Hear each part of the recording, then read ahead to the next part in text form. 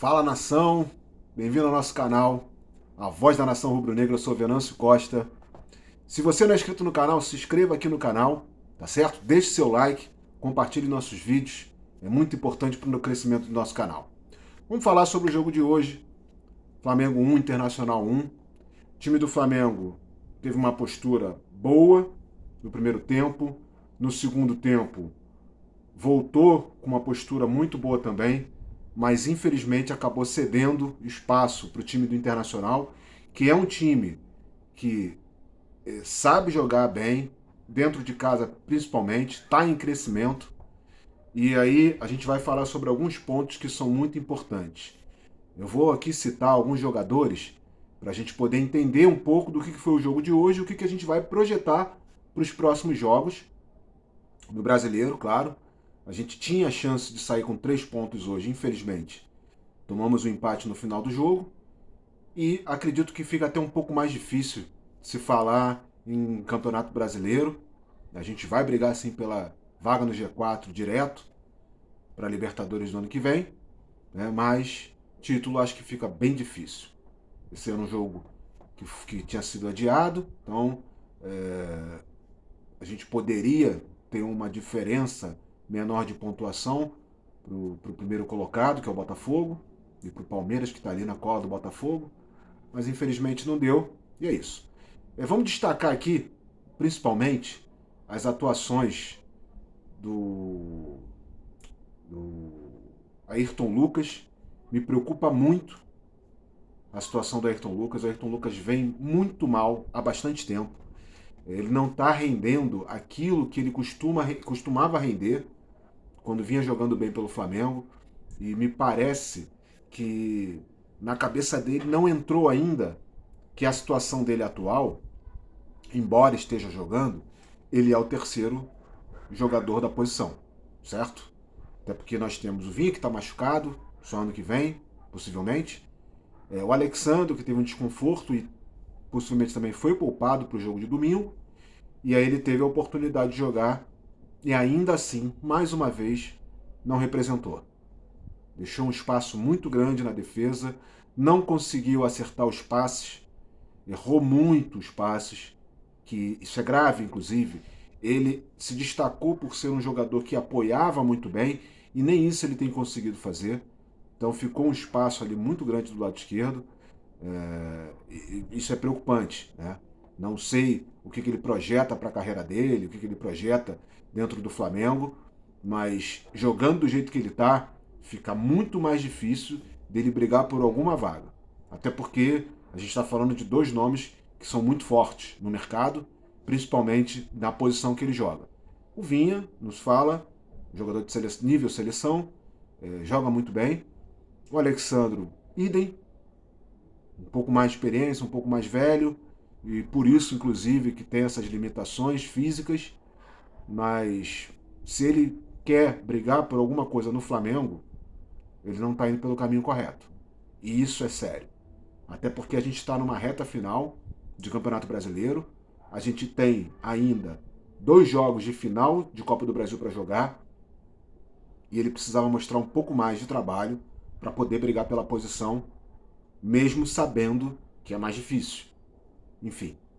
Vamos destacar também 2 jogadores que hoje entraram muito bem, mais uma vez, mas dentro do estilo de jogo que o Felipe Luiz propôs para eles conseguiram, né, no caso do Alcaraz, eu vou falar aqui dele também, conseguiram exercer a função muito bem feita, né, muito bem exercida, e até mesmo do Everton Araújo, que inclusive o gol de empate do Internacional foi um erro dele, não só de posicionamento, mas também de preciosismo. Ele poderia ter dado passe, aliás, ele deveria ter dado passe, e ele preferiu prender a bola e acabou perdendo a bola, o que gerou o contra-ataque deles. Mas ainda assim eu gostei da atuação tanto do Alcaraz quanto do Everton. O Everton ele vem numa crescente, lembrando que ele vem da base. Então ele vem numa crescente dentro do espaço que ele está conseguindo projetar no time. É óbvio que todo mundo é passível de erro. Hoje ele errou na situação do gol, claro. mas ainda assim eu continuo entendendo que ele está nessa crescente e merece as oportunidades que estão sendo trazidas para ele. O Alcaraz, uma partida muito boa, uma partida em que ele conseguiu mostrar realmente o estilo do futebol dele, a agressividade que ele tem em atacar os espaços, em brigar pela posse da bola, né? Os passes que ele deu, muito bem feitos, posicionamento dentro de campo, ele correspondeu muito bem também, né?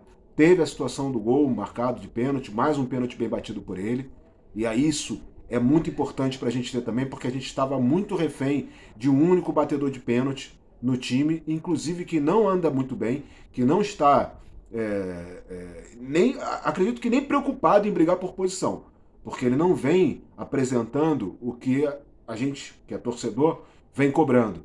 As oportunidades foram dadas e ele não está aproveitando essa oportunidade. Eu estou falando do Gabigol, vocês sabem disso. Então é importante que a gente tenha, assim, um batedor de pênalti, um batedor de falta, com bola parada, tudo isso é importante para o time do Flamengo. E acredito que o Alcaraz correspondeu muito bem dentro da sua posição. O Gerson, como sempre, um leão em campo, vem muito bem, o melhor do time do Flamengo disparado. E aí aqui eu vou citar duas situações que também me deixaram bastante preocupado. Primeiro, que o Fabrício Bruno, que também deveria estar brigando por posição, acho que não entendeu ainda qual é o papel dele no time. Continua com a mesma morosidade que ele já vem apresentando há algum tempo, né? Acredita muito na sua velocidade e hoje a velocidade que era fundamental não apareceu. Mais uma vez, uma bola nas costas dele. Em algumas situações, mal posicionado, ainda muito afoito, ainda muito afobado. Não sei se pela falta de ritmo, talvez, mas a gente tem que lembrar que é um jogador de seleção. A gente tem que lembrar que é um jogador que era titular até pouco tempo. Perdeu a vaga porque estava brigando, aliás, continua brigando, né? Com um jogador que é excelência na posição, que é o Ortiz. Mas a gente vai falar, eu vou falar também, a gente tem que lembrar que os dois eram dupla de zaga na época do Bragantino, tá? E aí é que vai entrar a minha segunda colocação, que é em relação ao Léo Ortiz, que ele estava acostumado a jogar, né, nesses últimos jogos pelo lado direito, tendo um pouco mais de amplitude, até mesmo para exercer a função dele de passar muito bem a bola. Inclusive, a maioria dos contra-ataques do Flamengo nos últimos jogos, né, das possibilidades de gol do Flamengo, inclusive de gols do Flamengo nos últimos jogos, vem saindo do passe dele, que é um passe muito bem apurado, muito bem colocado, sendo que ele precisa dessa amplitude do campo, né, da posição, para ele poder exercer a função de passador. E eu acho que, assim, talvez ele não tenha conseguido se adaptar à questão do lado esquerdo da posição, justamente por conta de estar acostumado em jogar, né, esses últimos jogos nesse posicionamento do lado direito e ter um pouco mais de amplitude, um pouco mais de visão do campo para poder exercer a função de passador. Nada que seja muito preocupante, até porque a gente sabe que a posição dele da zaga é pelo lado direito, né? Já foi testado como cabeça de área, a gente já viu que ele corresponde. E eu acho que a dupla de zaga hoje, atual do Flamengo, titular, é ele e o Léo Pereira, né? Léo Ortiz e Léo Pereira. Então, questão de adaptação mesmo, tá certo? E é isso. Varela, aquilo que a gente sempre viu dele, é um jogador que é um pouco mais reativo, defensor, não tem muito o que se falar. E vou deixar aqui uma nota que eu acho que é mais importante, porque pela primeira vez em muitos jogos a gente não vai falar de arbitragem. E eu venho batendo nessa tecla há muito tempo. É complicado a gente ter um campeonato muito disputado, né? Um campeonato que dos maiores campeonatos do mundo deve estar ali entre os 5 mais disputados no mundo, e a arbitragem não corresponder, tá?